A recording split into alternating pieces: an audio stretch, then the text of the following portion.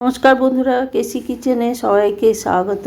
আজ আমি নিয়ে এসেছি একটা আলু ভিন্ডি ভাজা বা আলু ভিন্ডি মশলা। চলো দেখে নিই আমি কিভাবে বানাচ্ছি। দেখো, আমি ভিন্ডিগুলো কেটে নিয়েছি, এইভাবে ধুয়ে নিয়েছি প্রথমে, তারপরে এইভাবে লম্বা করে কেটে নিয়েছি। তার সাথে একটা বড় সাইজের আলুকেও এইভাবে কেটে নিয়েছি। কিছুটা কাঁচা লঙ্কা নিয়েছি, কিছুটা পেঁয়াজ, মোটামুটি একটা বড় সাইজের পেঁয়াজকে লম্বা করে কেটে রেখে নিয়েছি।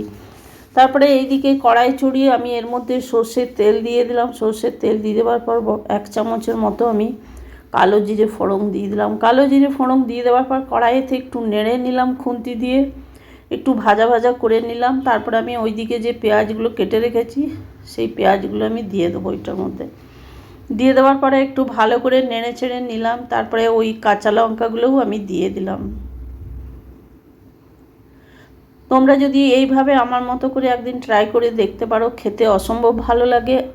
তবে এই মানে এটা ভাত, রুটি, পরোটা সব জিনিসের সাথেই খেতে ভীষণই ভালো লাগে। দেখো, পেঁয়াজ আর লঙ্কাটাকে আমি ভালো করে ভাজা ভাজা করে নিলাম। তারপরে ওইদিকে যে আলুগুলো কেটে রেখেছি সেই আলুগুলো প্রথমে আমি দিয়ে দেবো, কেন কি আলুটা সেদ্ধ হতে একটু সময় নেয়, সেই জন্য আলুটা প্রথমে আমি ভালো করে ভেজে নেব।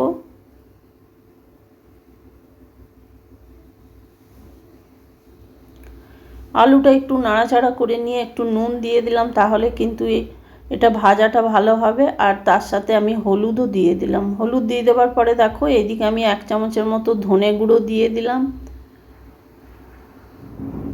ধনে গুঁড়ো দিয়ে দেওয়ার পরে পুরো মশলাটা আমি আলু পেঁয়াজের সাথে খুব ভালো করে ভেজে নেবো। ঢাকা দিয়ে দিয়ে ভেজে নেবো, তাহলে কী হবে, আলুটা আমার অনেকটা সেদ্ধ হয়ে যাবে। ভিন্ডি সেদ্ধ হতে বেশি সময় লাগে না, সেই জন্য কিন্তু আলুটাকে আগে খুব ভালো করে প্রায় 80% মতো সেদ্ধ করে নিতে হবে ঢাকা দিয়ে দিয়ে, তবে সেটা লো ফ্লেমে। তারপরে দেখো, আলুটা আমার অনেকটা ভাজা বা সেদ্ধ হয়ে গেছে। তারপরে আমি ওইদিকে যে ভিন্ডিগুলো কেটে রেখেছি সেই ভিন্ডিগুলো আমি দিয়ে দিলাম। দিয়ে দেওয়ার পরে আরও খানিকক্ষণ নাড়াচাড়া করে নিয়ে আবার আমি ঢাকা দিয়ে দিলাম। তবে এটা লো ফ্লেমে ঢাকা দিয়ে দিয়ে করে যেতে হবে। দেখো, ঢাকা খুলে আরও খানিকক্ষণ ধরে আমি নেড়ে চেড়ে নেব।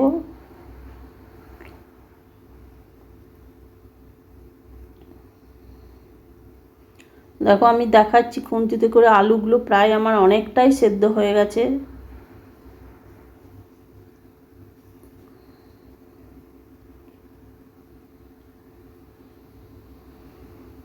তোমরা যদি এইভাবে একদিন বানিয়ে নাও, তাহলে খুব অতি সহজে খুব তাড়াতাড়ি এই ধরনের আলু ভিন্ডি ভুজিয়া বা আলু ভিন্ডি ভাজা বা আলু ভিন্ডি মশলা খুব সহজেই হয়ে যায়।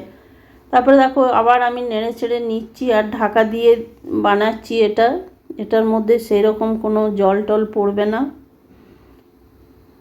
আর যদি দরকার হয় তাহলে একটু আধটু দিতে পারো, কেন কি এটা একটু মশলা আছে, মশলাদার হচ্ছে। তারপরে দেখো, আলু ভিন্ডি ভাজাটা আমার হয়ে এসেছে। হয়ে যাওয়ার পরে দেখো, আমি 1 চামচের মতো এটার মধ্যে পোস্ত ছড়িয়ে দিলাম। পোস্তটা দিয়ে দিলাম। পোস্ত দিলে কি হয়, তরকারির মধ্যে এটার মধ্যে ভাজাটার মধ্যে টেস্টটা ভীষণভাবে ভালো লাগে বা খেতে টেস্ট বেড়ে যায়। পোস্তটা দিয়ে দেওয়ার পরে দেখো, আরও খানিকক্ষণ আমি নেড়ে চেড়ে নেব, তাহলে পোস্তটাও ভাজা হয়ে যাবে আমার।